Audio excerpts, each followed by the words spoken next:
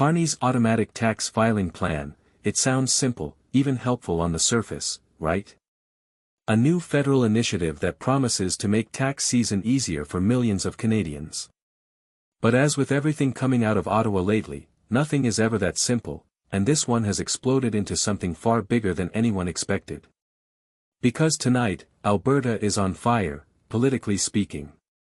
Premier Danielle Smith isn't just pushing back, she's calling this latest federal move a quiet federal takeover of one of the most personal areas of citizens' lives, their income, their privacy, and their right to decide what gets reported and how.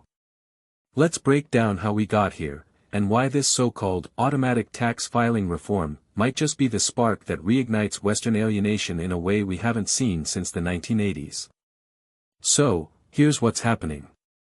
Prime Minister Mark Carney announced a plan that would allow the Canada Revenue Agency, the CRA, to automatically file tax returns for millions of low- and middle-income Canadians, beginning in 2027. The idea, according to Ottawa, is to help those who don't file taxes, often because they're elderly, new immigrants, or people who simply don't know they qualify for benefits. Sounds generous, doesn't it? Carney's office said this will ensure all Canadians get the benefits they deserve. But here's where things get murky. Because buried beneath that polished language lies a fundamental question: who actually controls your financial data? If the CRA starts automatically filing for you, that means the federal government decides what information is included, what deductions are applied, and what refunds you receive, or don't receive. And according to critics, it also means Ottawa gets a lot more control, quietly, efficiently, and permanently, and Alberta's Premier, Danielle Smith?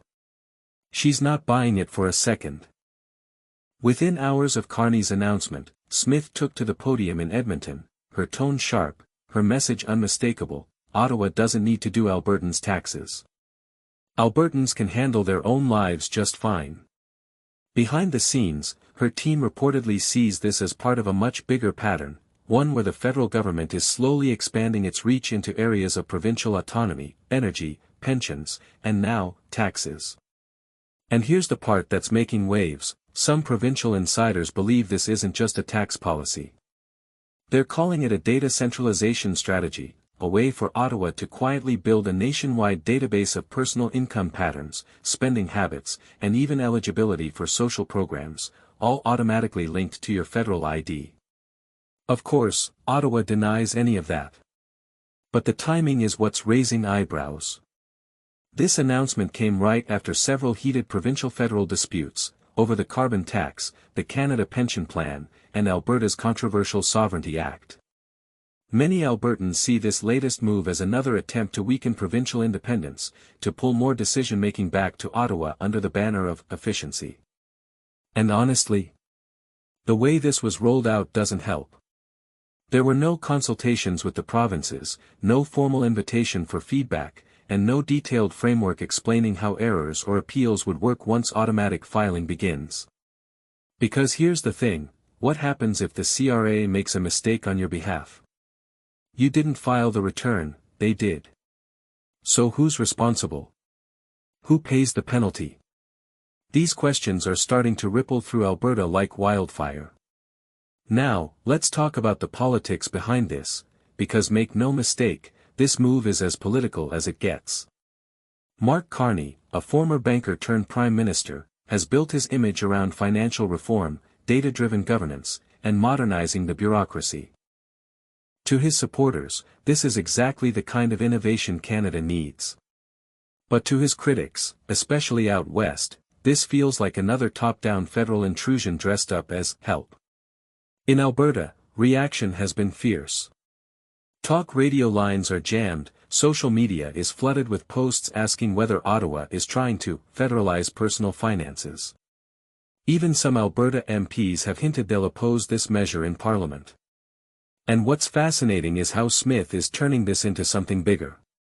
Her government is reportedly reviewing whether Alberta could design its own provincial tax processing system, separate from the federal CRA, something that hasn't been seriously discussed in decades. Now think about that for a second.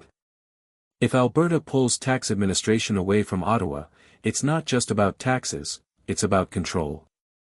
It's about building the foundation for a province that can stand on its own 2 feet, financially and politically. And that's exactly the message Smith has been pushing for months. Some insiders even whisper that Smith's team sees this as an opportunity, a chance to frame Carney's automatic filing plan as proof that Alberta needs to assert more independence before it's too late. And here's where the suspense really builds. Carney hasn't said much since the backlash began. Ottawa's official response so far? That the measure is about accessibility, not authority. But privately, federal aides are said to be frustrated by how quickly Smith's team has weaponized the issue, painting a national convenience as an existential threat to provincial freedom. But maybe that's the heart of this story. In Canada right now, even small policy changes are seen through the lens of federal-provincial distrust. Every new law, every reform, feels like a new front in a much larger tug-of-war between Ottawa and the West. And honestly, the symbolism here is impossible to ignore. Taxes are personal. They're tied to income, privacy, independence, all the things that define how much power you actually have over your own life. So when Ottawa says, "We'll take care of it for you," some Canadians hear, "We'll take control of it from you." That's not just politics. That's a full-on test of power. And in that battle, every statement, every press release, every whisper matters. Some say this could be Smith's defining moment, the issue that cements her image as the defender of Alberta's autonomy. Others warn that Carney's team won't let a provincial rebellion derail a federal program that's supposed to symbolize modernization. One thing's for sure, this isn't over. Not even close.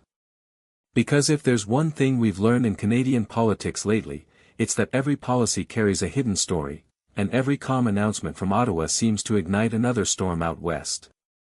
So as the debate rages on, between convenience and control, between trust and autonomy, one question remains.